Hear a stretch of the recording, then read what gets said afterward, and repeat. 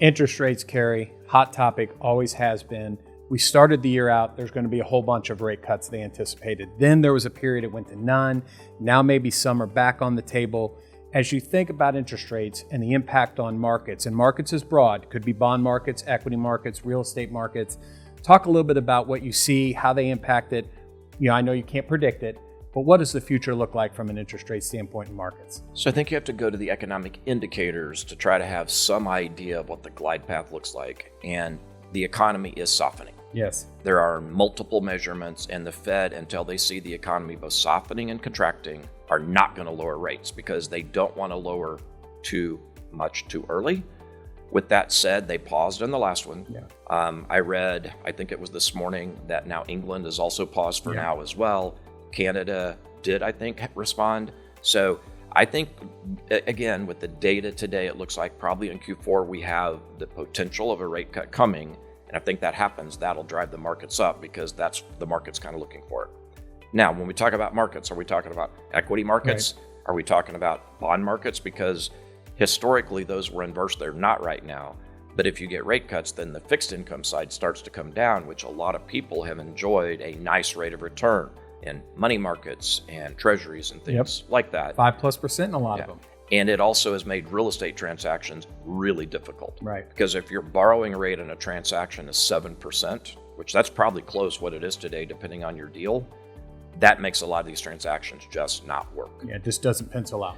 Now, if you get a 200 basis point change in the next 2 to 3 years, which is probably not crazy, again, I don't have a crystal ball either. A lot of these transactions look a lot better, or more importantly, the ones we already own make more money when you change the debt structure or take it to the open market and sell it. So in essence, if you could do a transaction right now, if it does pencil out, it actually gets better as the rates come down. We think that's on the real estate side. We think that's our hedge. Yeah. Because you can't predict what that means, but what you know is rates probably come down. It's probably not as much as we want. In the next 2 or 3 years, rates coming down helps values maintain or go up. The housing market is generally a huge portion of someone's overall net worth.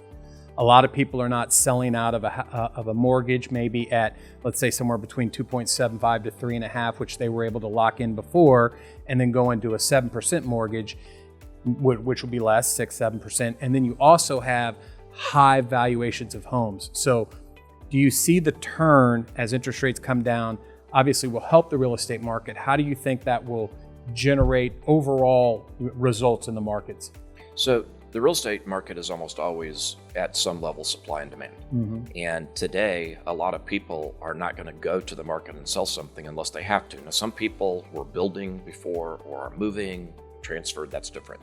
But the inventory is near an all-time low. Yeah. And I still believe that when you're at a 3.25% mortgage and you go to buy something else that's probably more than what you already had, and then your mortgage goes up, that pulls a lot of people out of the market, which means your inventory supply side pretty low. It's making prices stay pretty high. There's more cash transactions, which I find really interesting. I think that also is going to affect our economy later because the real estate market supports so many other sub-economies.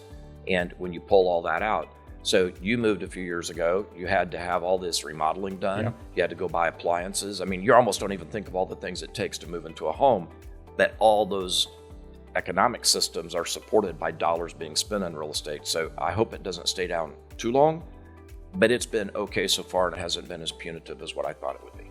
Now, we are in this end of town where you and I both live. There's not much inventory. Right. Things are selling sometimes full price when they go on the market, which I'm still just mind-boggling to me that they're selling at full price, but there's just so little inventory when a good product comes on, people buy it. Yeah, lower interest rates obviously frees everything up. It does.